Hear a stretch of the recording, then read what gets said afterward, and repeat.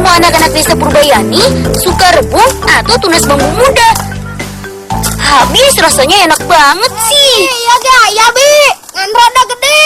Ya tenanan gede ge ala pucukna we sok. Hati-hati memotong bambunya ya Indra.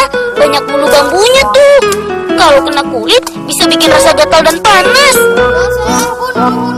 Eits, tapi nggak semua jenis rebung enak dimakan loh. Di desaku hanya bambu hitam dan alur saja yang biasa kami ambil untuk dimasak. Seperti namanya, bambu hitam mempunyai bulu hijau kehitaman. Kalau sudah besar, bambu ini biasa dijadikan kerajinan dan alat musik. Nah, kalau rebung yang paling enak sih dari tunas bambu betung ini. Rasanya manis dan teksturnya renyah. Bambu betungnya sudah tua, ukurannya lebih besar dan lebih tebal dari bambu hitam. Bambu ini sering digunakan untuk bahan bangunan karena sangat kuat. Dipasak teh pakai cipati. Lang ala hiji deui tuh belah di.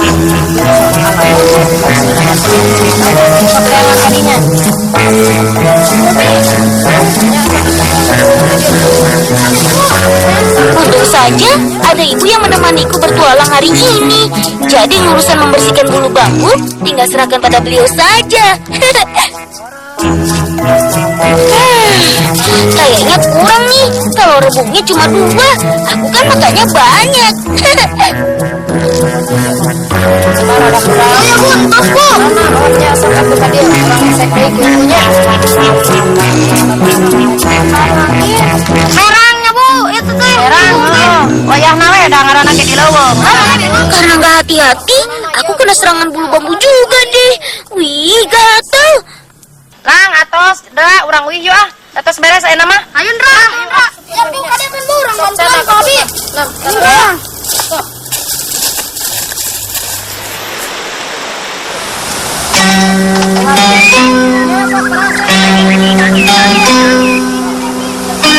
Soal rasa sayur yang satu ini, nggak usah diragukan lagi enaknya. Hanya saja rebung sedikit berbau langu. Tapi tenang, kami punya cara unik untuk menghilangkan baunya kok teman. Oh ya Bu.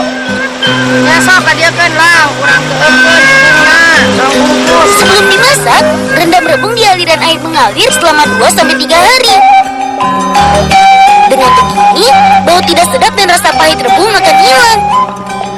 Teksturnya pun lebih lunak, jadi mudah dicerna oleh anak-anak seperti kita. Ingat ya sobat, pastikan air sungai tempat merendamnya bersih, tidak dekat dengan kegiatan mencuci ataupun buang air.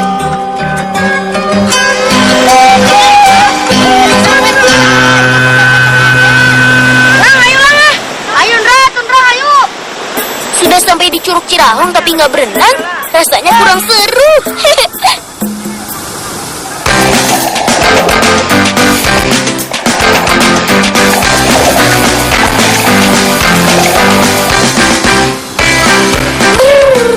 Dingin. Air yang mengalir di Curug Cirahong ini berasal dari pegunungan Girimukti.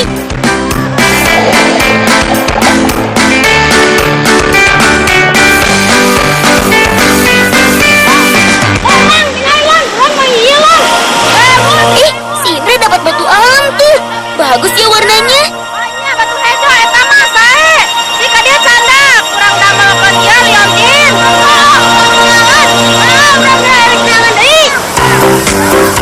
Aku tahu. Batu-batu alam ini pasti berasal dari tambang batu dan terbawa arus sampai ke sini. Curug Cirahong ini letaknya memang tidak jauh dari tambang batu alam Caringin Bunggulang yang terkenal sebagai penghasil batu alam terbaik di Garut. Sampai sana ka dia atas atuh, pilih rebet angin kayak rami-rami paling mah ngajarin nah. Ya ka dia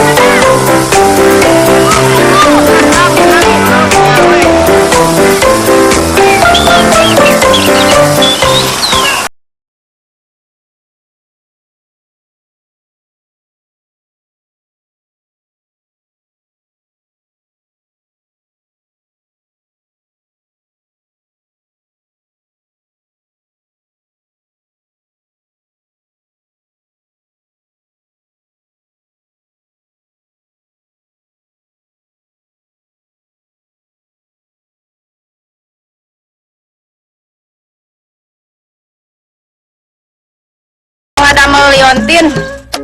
Hejo naon pateng? Hejona ya hejo lumut. Ya sok damalkeun atunya. Bayi pan ngabi. Atuh naon eta teh, Pak? Atu kabarnya pan kawarna. Ternyata batu alam yang kudapat jenisnya cukup terkenal loh di kalangan penghobi batu akik. Aku beruntung sekali nih. Untuk memotong batu sesuai permintaan pelanggan, Pak Ateng masih menggunakan cara manual loh, yaitu memukul dengan palu. Memotong dengan cara ini harus hati-hati sekali loh. Kalau terlalu kuat memukulnya, batu bisa pecah atau retak. Sok, biasa ya. Banyak makanya kurang bantuan. Bantuan kan. Kita bagi tugas ya, Indra. Kamu mau megang batu dan aku yang mengayuh ontelnya. Ini dia batu yang sudah dipotong. Permukaannya masih kasar nih. Makanya harus biasa menggunakan ontel. Karena longan orang kung tarik teuing. Kalau mesin grinder membutuhkan listrik sebagai sumber tenaga, ontel hanya butuh tenaga manusia untuk mengayuh pedal supaya bisa digunakan untuk mengasah. Unik ya? Kata Pak Ateng, mengasahnya harus satu arah saja supaya bantalan grinder tidak cepat habis dan batu lebih cepat halus.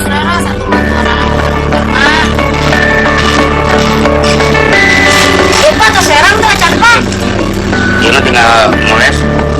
Coba iya Pak. Dia sabua dia tinggal moles. Indra. Hore! Permukaan batunya sudah rata dan halus nih. Saatnya memoles. Indra. Ayo Indra, kita pindahkan dulu karet rodanya ke alat poles. Cara kerja ontel dengan alat poles ini sama kok. Sama-sama harus dikayu. Bedanya hanya untuk mengasah menggunakan bantalan gerinda. Sedangkan untuk memoles, Pak Ateng menggunakan sendal bekas yang sudah diberi kertas amplas. Proses pemolesan ini berguna untuk menghilangkan bekas goresan dan membuat batu jadi kilap. Tas jadi nu ibu mah, tas ngebentuk jantung, untuk tas herang, tinggal lewat tangannya.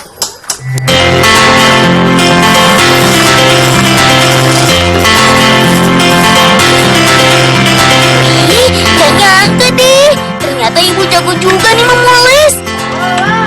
Lihat tuh, gaya ibu gak kalah kan sama pengrajin batu beneran. Oh iya, Pak Ateng juga bilang kalau mau batu akik lebih mengkilap lagi, kita bisa menggosoknya dengan bambu. Walaupun menggunakan alat tradisional, perhiasan buatan Pak Ateng hasilnya nggak kalah bagus loh dengan buatan mesin modern. Jadi nu ibu mah, tinggal di watangan. Lihat tuh kurang watangan. Ayo. Terima kasih ya Pak Ateng. Kami nggak cuma dapat batu akik yang cantik, tapi juga ilmu baru tentang cara membuatnya.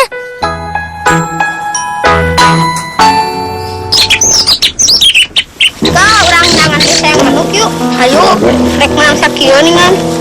Itu tuh letak kali itu suka nayaan. Hayu. Alam dan lingkungan desaku memang masih sangat asri sobat. Banyak pepohonan yang menjadi tempat burung pipit dan kutilang membuat sarang. Oh itu ayah hiji. Kau orang tekan ngelayu, aku mending ngelajuran. Salah satunya di leuweung datar atau hutan datar ini. Tak jarang kami melihat 2 hingga 3 buah sarang burung berada di satu pohon. Sayangnya, beberapa temanku masih saja suka mengganggu sarang-sarang burung ini. Beri ayah mah, ayah. Biru, alah orang goreng.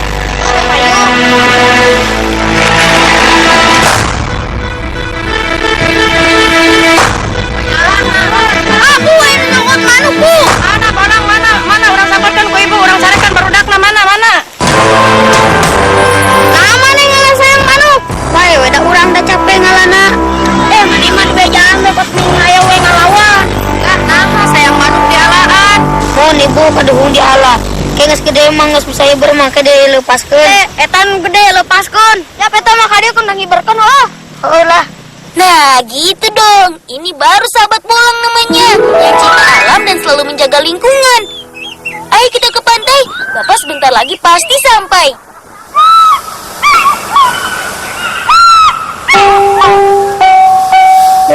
Aku beruntung sekali lahir dan tumbuh di Desa Purbayani, Rancabuaya, Garut Selatan. Di sini tempat untuk kami bertualang lengkap banget, mulai dari hutan, sawah, rumput hingga laut. Cuma saat musim angin barat seperti sekarang, ombak di laut selatan sangat besar. Jadi Bapak tidak mengizinkan kami ikut melaut. Hei, lihat, itu perahu Bapak sudah datang.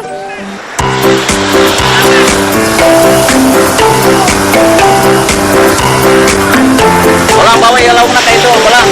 Ya Pak, kadelkan Pak. Iya. Hilang. Udah. Asik, hari ini Bapak dapat 3 ekor ikan kakap batu yang besar-besar. Nah, kalau kaum Bapak bekerja mencari ikan, ibu-ibu tugasnya mengolah hasil tangkapan menjadi ikan asin. Sosang tenen orang dijan asin. Ikan asin buatan Bibi Eti rasanya paling enak sedesa Purbayani. Kata Bibi, rahasianya karena beliau membuat ikan asin hanya dari ikan segar saja. Aku yakin masih ada rahasia lainnya nih. Kenapa ikan asin buatan Bibi enak banget? Kita cari tahu sama-sama yuk teman. Ada seket, ada. Awalnya, bersihkan sisik ikan bisa menggunakan sikat paku seperti ini. Boleh juga memakai golok. Hasilnya sama bersih kok. Hampir semua jenis ikan bisa dibuat menjadi ikan asin. Tapi di desaku, hanya ikan-ikan besar seperti kakap batu, manyung, dan pari saja yang biasa diolah menjadi ikan asin. Belah ikan dari arah punggung ke perut. Tapi hati-hati jangan sampai terputus, supaya bentuk ikan tetap terlihat bagus. Lalu, bersihkan kotoran dan isi perut ikan, supaya tidak menimbulkan bau dan ikan tidak busuk. Layan, tas bersih wasuji ke laut. Undi, karena saya jantan asinan.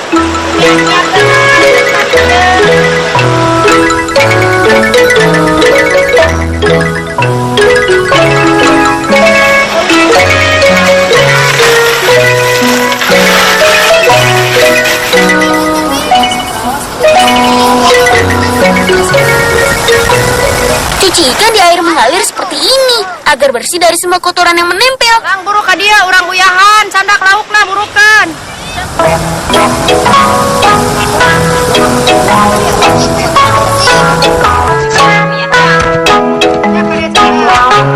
Ayo, garam ikannya. Ini sekarang bungkus ya tapi nggak uyahan teh. Iya, teh tina 10 kilo lauk teh 5 kilo uyahan.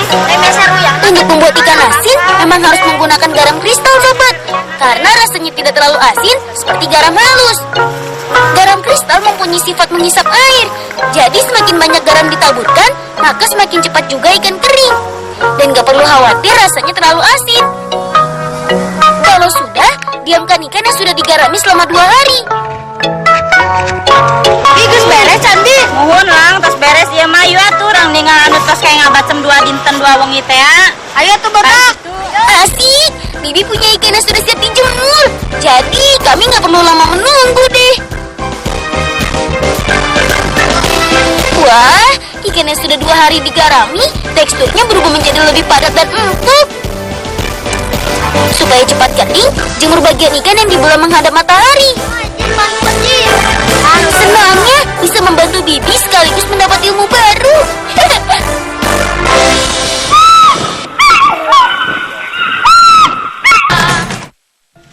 Kade daun jagongna sareukeun. Cara panen jagung di desaku ada 2 teman. Pertama langsung dipetik. Kedua, dengan membuka kulit tanaman berbiji banyak ini, membiarkannya tetap di pohon. Lucu ya? Paman bilang, cara ini sekaligus untuk menjemur jagung. Jadi saat dipetik nanti, tanaman berambut ini bisa langsung dijual.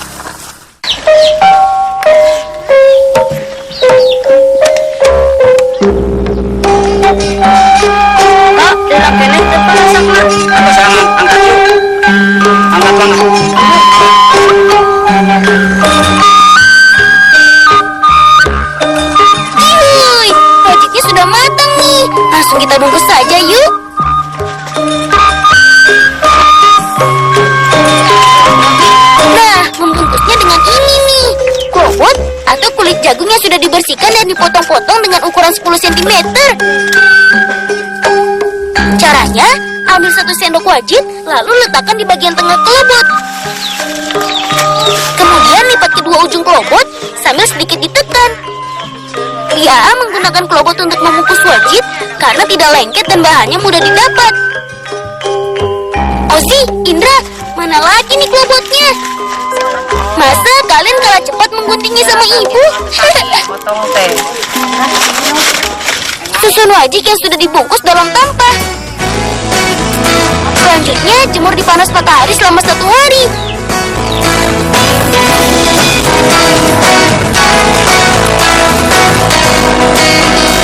Sambil menunggu wajiknya kering, icip-icip sedikit boleh dong, Bi? Lang, ketinggi na lang, ketinggi kibiyo dia. Marana mata bebeja berang darte.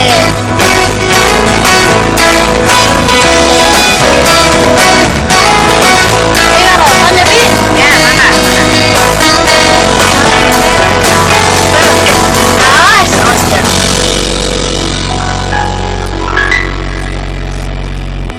Kalau punya peralatan makan berkarat seperti Indra, jangan langsung dibuang ya teman. Ada cara untuk menghilangkannya kok. Tangnya bisa ngelengitin karat ke jeruk nipitnya Uya. Bisa gak tinggal cara nak.